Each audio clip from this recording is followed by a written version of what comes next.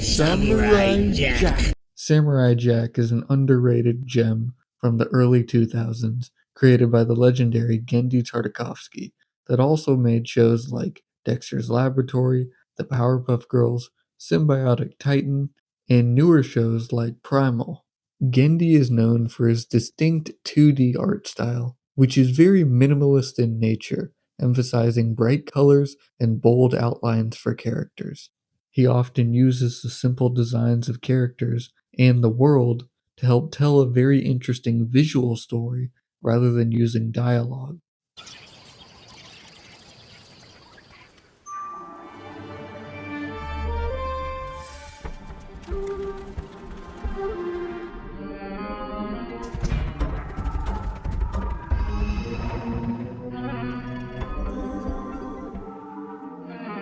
Because Tartakovsky loves to build tension with his slow, distinct style and visual storytelling, he is able to show character emotion in many ways in which other shows aren't able to.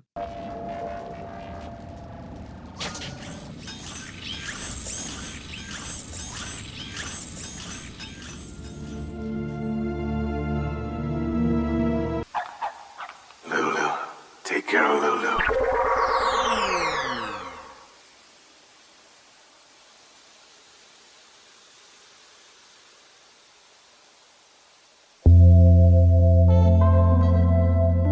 Sweet thing. Along with giving them moments of introspection and vulnerability, with this next clip being from the episode that we'll be reviewing today, Jack in the Haunted House. Did I scare you? No. It's just that this place. What are you doing here? Is this your home? What is wrong, little girl? Nothing. I do not think we should be here. I think we've been here too long already. This episode is different from others, not just because it dials up the horror aspects, but because it has no music in the background, along with the fact that the only noise the so-called demon makes is a very eerie screeching wind noise.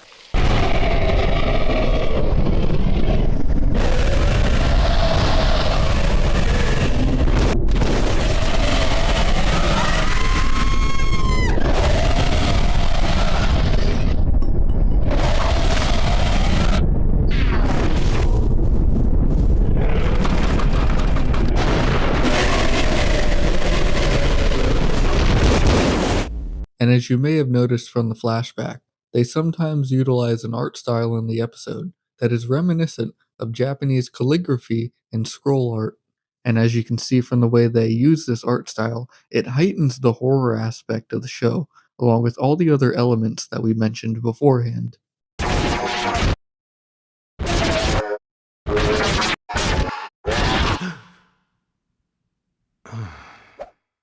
The episode opens to the sound of Jack's sandals. The camera then pans up, and we see that he's uneasy and shivering, setting the tone for the episode.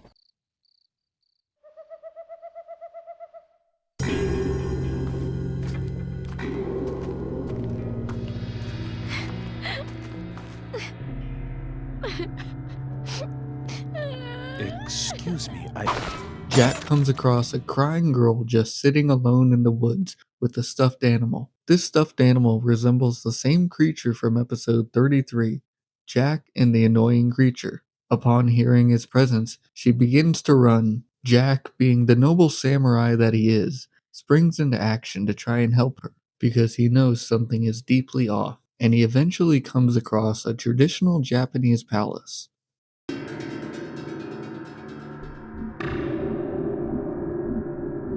Jack makes his way up to the palace as he sees the door shut by a mysterious figure, making him very cautious.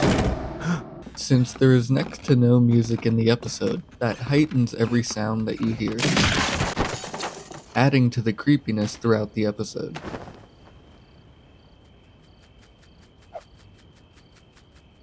Since Jack has an intrinsic trust of nature and animals, he begins to follow a moth nearby, as he thinks that it can help him solve the mystery of this house.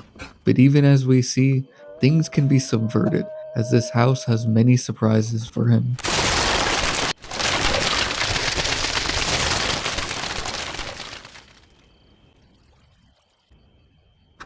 The next part of the episode deals with Jack going throughout the house, trying to solve the mystery of what happened, along with trying to find the little girl who went missing. Each time he touches an object or enters a room, he is bombarded with a flashback of what happened, leaving him disoriented. He keeps searching as the flashbacks lead him to a trap door that leads to the cellar. But Jack remembers he still has a little girl to save and heads up the stairs, avoiding the trap door with fear. It would be good to breathe the nighttime air again. After Jack finds the little girl, he tries to lead her out, only to find that all the doors and windows have mysteriously vanished. Come with me. No! The window's gone! There was a window here! Since they can't find a way out, the little girl starts to cry. Jack goes over to comfort her, and they try to rest for the night, only for Jack to wake up and realize that she's missing. Jack is extremely cautious as he enters a room with the family he saw from the flashbacks. Not wanting to be rude, he sits down for a cup of tea, but tries to decipher what is exactly going on. And that's when things start to get weird.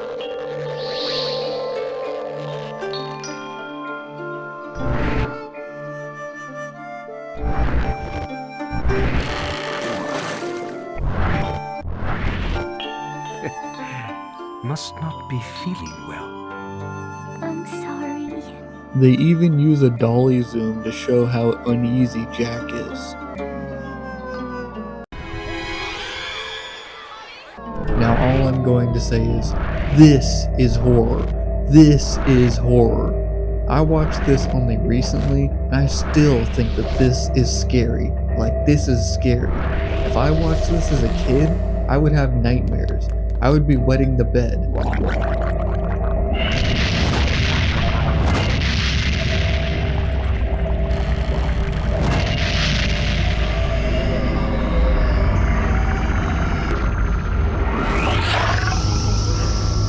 The shadow demon reveals itself and bombards Jack with a vision of what happened to the family.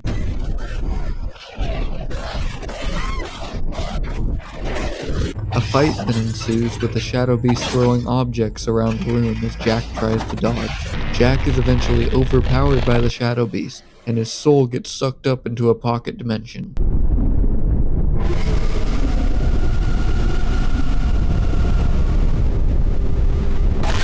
The shadow beast reveals its true form and thinks it has Jack trapped, but the thing is, Jack has a tremendous willpower and is able to break free.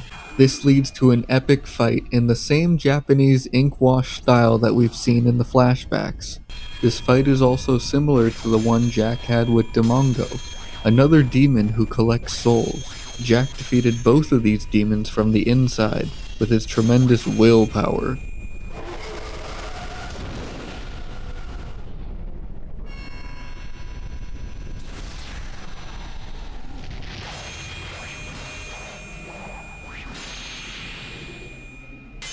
The final battle between Jack and the Shadow Beast Demon is epic.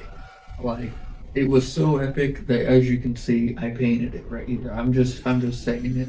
Like, this man was a Dark Souls boss. Jack had to kill him twice in order to actually put him down. Like, this is only the first death. And then Jack had to hit him with that Kung Fu Panda turn around. You know what I'm saying? That Kung Fu Panda move where he spins and throws it back at him.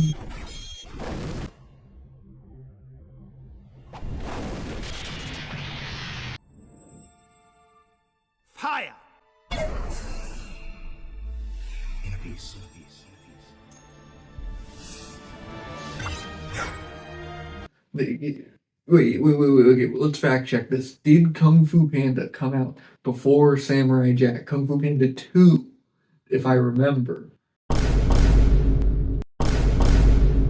No way did Kung Fu Panda 2 actually copy Samurai Jack. I can say that Kung Fu Panda 2 copied Samurai Jack. Coincidence? I think not!